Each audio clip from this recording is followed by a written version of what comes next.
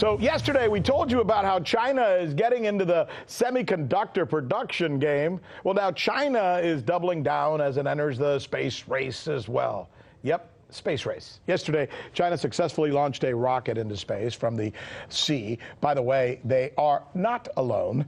The space race is getting kind of crowded these days. Here now is News with Rick Sanchez correspondent Michelle Greenstein.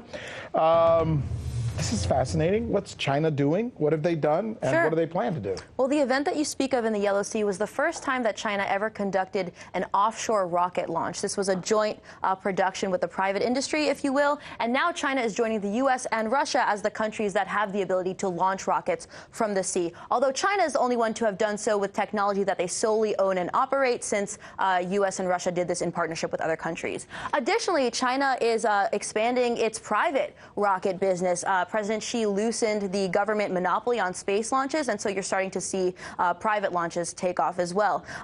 China also wants to build a solar power station in space, and scientists have already started construction of this experimental base in China. Pretty big news, right? Additionally, China aims to build its own space station by 2022, and this is a facility that will be used for research in things like biology and physics as well. But most significantly, at least to people who follow the space wars, is that earlier this year, China landed on the far side of Earth's only satellite on the moon, the dark side of the moon, as we like to call it. And this is the first spacecraft in history to ever achieve landing there. So what is with this fascination? Because like I said, they're not alone. China, the United States, Russia, India, Israel. I mean, take them one at a time if you have to. Well, as part of the U.S.'s rush back to the moon, if you will, NASA says that it's going to spend $250 million hiring private missions to the moon. So a lot of these companies like Astrobotic, Intuitive Machines, and Orbit Beyond are getting these contracts for missions in the next couple of years.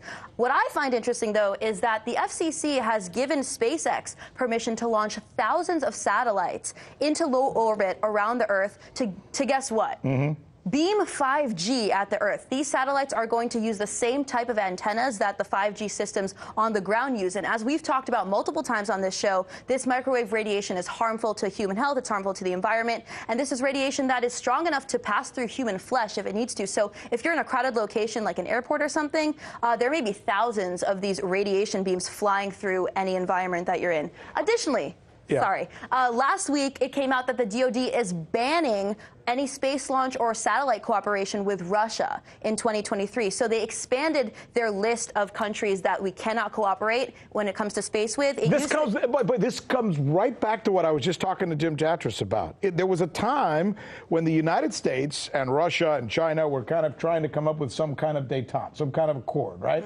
Even when it came to things such as what happened after World War II. Right. Same thing could be said about space. Right. It's funny you mentioned that, because this really goes all the way back to 1957, right, when the Soviets launched the first satellite into space. And we were so interested in beating them or like beating them to the moon that we actually partnered with Nazi scientists to launch NASA to, you know, compete with them. But back to this DoD thing, basically, we used to not be able to partner with China, North Korea, Iran, Sudan, or Syria. Now Russia has been added to this list. But my point is, Russia was our partner in space.